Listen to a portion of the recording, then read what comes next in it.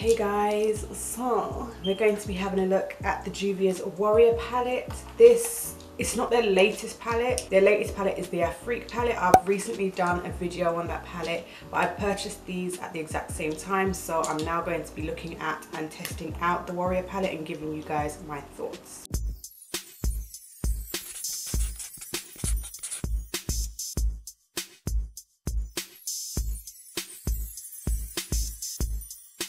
So straight off the bat, this is giving me Black Panther vibes, like Wakanda vibes. Seriously, I absolutely love the packaging. I absolutely love the artwork that's on the front. I think they are supposed to be coming out with 3 Warrior palettes. They're supposed to be having the Warrior, the Warrior 2 and Warrior 3. I don't know if they're still going to do that, but I know that when they first showed this, it was with 2 other palettes. And yeah, there were Warrior 2 and 3 as well, so hopefully they still go ahead and do that. But since they have produced this palette, they've come out with another one which is called the Afrique. So whether or not they'll revisit the Warrior series, who knows.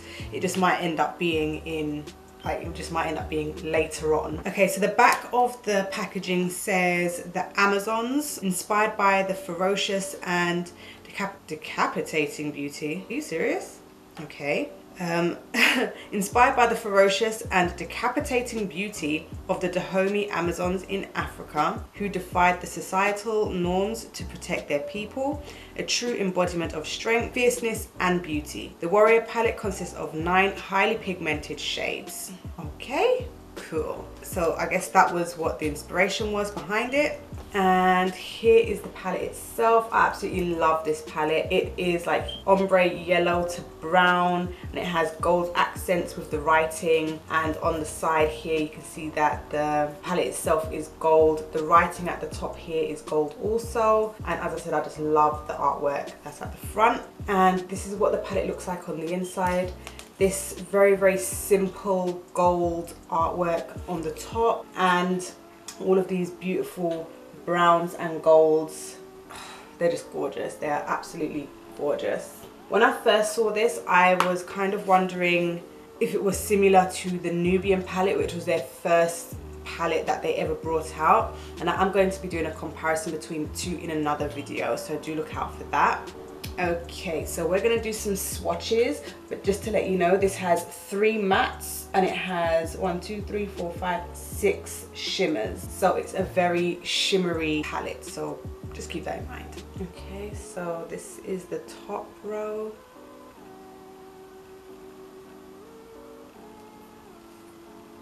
So those 2 shimmers are gorgeous. This matte, on the other hand, needs a little bit of work to make it dark and deep. It's a little bit patchy, so I kind of just need to just work it in a little bit. This is the second row.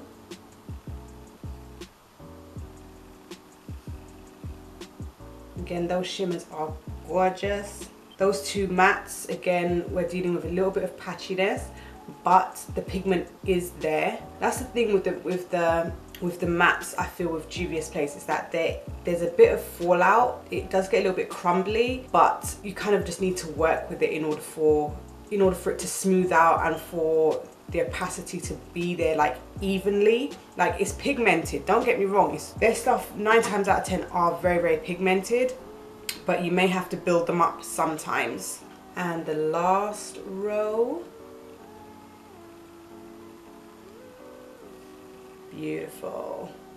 Yeah, I really like this palette. I mean, these shades are gorgeous, and as I've already said, I feel that the shimmers are never a letdown. They're always gorgeous, they're always beautiful. So let's get on with a look. So I've got my clean brushes, and first I'm going to go in with Kano, just using a blending brush. And I've already primed my eyes, by the way. I have to say, this blends out so easy, and it's buildable, so I can have it as intense as I want or as light as I want. And you guys know how I like to do my makeup. I just like to steadily build. Now I'm going to go in with Mino, this dark brown. Oh my gosh, I feel like that is the shade, like that is deep. Like, it's so dark, it's almost black.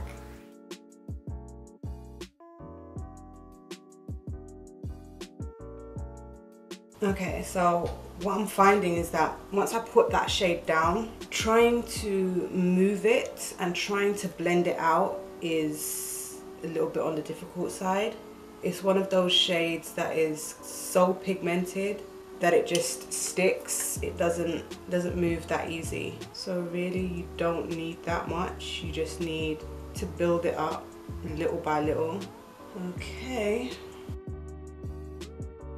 And to set this, I'm going to use a Mina. Now I'm going to go in with Benin.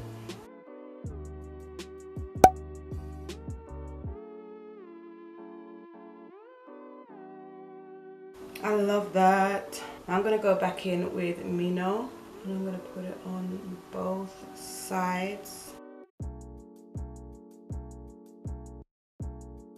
Oh, I love that. Okay, so I'm going to go off camera, do the rest of my makeup, and I'm going to come and tell you my final thoughts on the Warrior palette.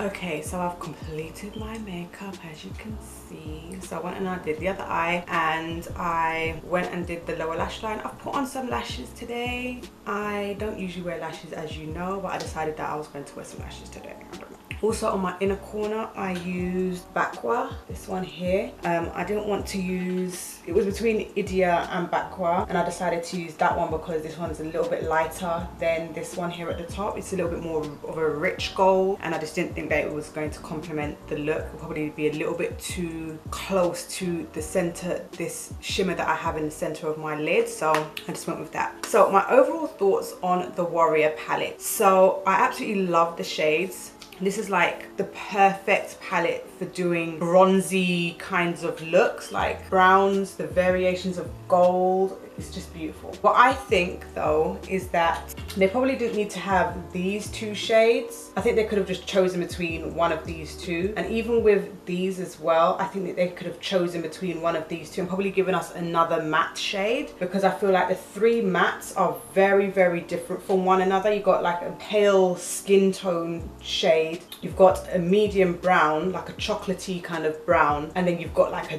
dark chocolate brown. But I think that there's like a brown between these two and a brown between these two missing. So I think that they could have done without these two shades and probably given us two more matte shades instead. But that's just my personal opinion. Yeah, like maybe if we had 5 mattes and 4 shimmers, I think that would have done. But I feel that this shade here, Cano, this blends out like a dream. That went onto my lid as a transition shade amazingly. I was able to build that up. I didn't have to work that much to blend it. Beautiful. This shade here, I found that I had to work a little bit more to get it to move. I think that is such a pigmented shade that once it goes onto the lid, getting it to blend out and move was a little bit of a task. But I have experienced other matte shades which just don't move at all. So this isn't the worst of the worst, but just keep in mind that you would have to take a little bit more time to blend it out because it's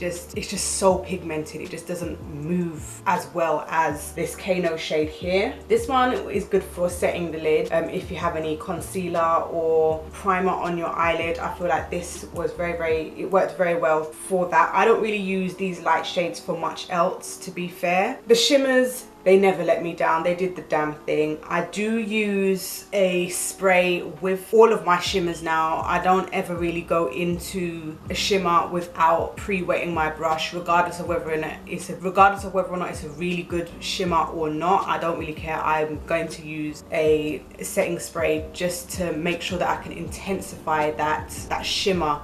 And I just feel like it just worked out so well. This is very, very close to another eye look that I did not that long ago with black and gold, but this is with like dark brown and more of a, this isn't exactly copper, but it's more of a coppery kind of gold rather than like straight gold. But I just love the way that this looks, so I had to just do it again. Absolutely love it. So do I think that this is a good palette? I really, really do. Do I think that you have to go out and get it? I don't feel like it's a necessity. I don't feel like you must have this palette, it's the most unique, the best palette in the...